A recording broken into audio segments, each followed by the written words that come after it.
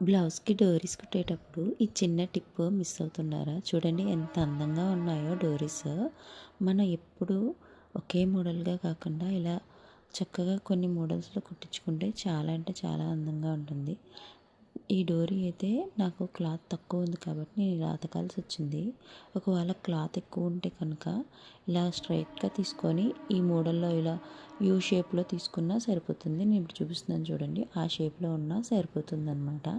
నేను ఆ డోరీస్ బ్లౌజ్‌కి డోరీస్‌కి కూడా ఆ క్లాత్తోనే ఆ థ్రెడ్స్ తాడు లాంటివి వచ్చాయి కదా! అవి కుట్టాను. అది కూడా మీకు కావాలంటే నేను ఈజీగా ఆ తాడు ఎలా కుట్టాలనేది కూడా నేను చెప్తాను. మీకు కావాలంటే కమెంట్ చేయండి. వీడియోని ఫుల్గా చూడడానికి ట్రై చేయండి. ఫస్ట్ టైం మన ఛానల్ చూస్తున్నట్టయితే ఛానల్ లైక్ చేయండి. పేజ్ని ఫాలో చేసి ఒక్క వీడియోకి ఒక్క లైక్ చేయండి. ఇలా సింపుల్గా మనకి ఎక్కువ టైం కూడా పట్టదు ఈ డోరీ కుట్టుకోవడానికి. ఒక 15 మినిట్స్లో అయితే కుట్టేసుకోవచ్చు డోరీని. అంతేకాకుండా మన బ్లౌజ్కి మంచి లుక్ ఇస్తుంది. అండ్ బ్యాక్ నెక్కి కూడా మంచి లుక్ ఇస్తుంది డోరీస్ వల్ల. ఇలా సింపుల్గా ఈ డోరీస్ కుట్టుకుంటే మన బ్లౌజ్ చాలా అందంగా ఉంటుంది. ఇలా కుట్టుకున్న తర్వాత అలా వదిలేస్తే సింపుల్గా ఉందని నేను పైన అయితే ఒక బెల్ట్ టైప్లా వేసానమాట.